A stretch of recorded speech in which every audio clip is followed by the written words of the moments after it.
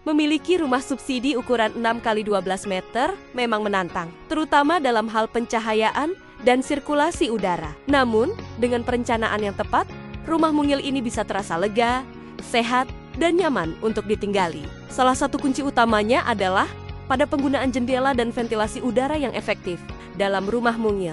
Setiap bukaan memiliki peran strategis dalam menciptakan sirkulasi silang, yakni pertukaran udara dari dua sisi berbeda agar udara panas bisa keluar dan digantikan udara segar. Oleh karena itu, letakkan jendela utama di bagian depan dan belakang rumah.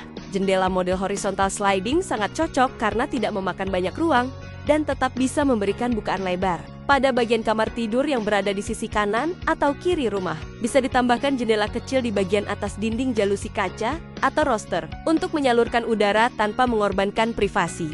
Untuk ventilasi alami yang tidak terlihat, gunakan roster beton atau keramik yang ditempatkan di bagian atas dinding, terutama di area dapur dan kamar mandi. Roster ini tidak hanya mempercantik tampilan, tetapi juga sangat berguna untuk membuang uap dan udara lembab. Di dapur, usahakan ventilasi berada tepat di atas kompor atau pada area yang menghadap ke lahan sisa 2x6 atau 3x6 meter. Jika memungkinkan, gunakan jendela atas transom window agar udara panas yang naik bisa langsung keluar. Ventilasi silang harus diperhitungkan sejak awal pembangunan.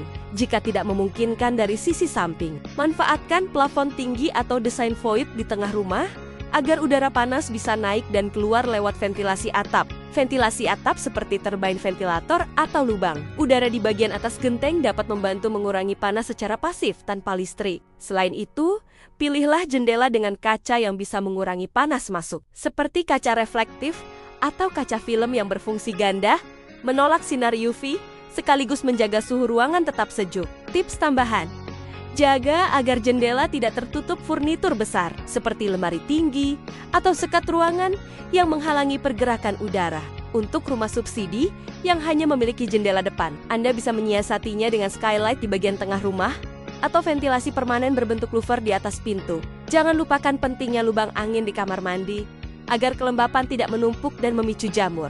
Bila memungkinkan, tambahkan exhaust fan di dapur dan kamar mandi untuk membantu perputaran udara, terutama saat memasak atau mandi air panas. Pilih warna dinding interior yang terang untuk memantulkan cahaya alami dan membuat ruangan terasa lebih luas. Gorden tipis atau tirai lipat juga bisa menjaga privasi tanpa menghalangi cahaya masuk. Jika ingin maksimal, buat perencanaan bukaan dan ventilasi ini sejak awal atau saat renovasi, agar peletakan furniture dan partisi bisa mengikuti alur udara. Rumah subsidi bukan berarti sempit dan pengap. Dengan penggunaan jendela dan ventilasi yang bijak, rumah mungil Anda bisa menjadi tempat tinggal yang sehat, hemat listrik, dan nyaman untuk seluruh anggota keluarga.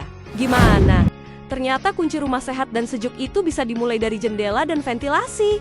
Ya, kalau kamu suka tips rumah seperti ini, jangan lupa klik tombol like, subscribe, dan nyalakan loncengnya supaya nggak ketinggalan video terbaru dari Rumah Fatian Fahman. Share juga video ini ke teman atau saudaramu yang lagi bangun atau renovasi rumah subsidi. Sampai jumpa di video selanjutnya.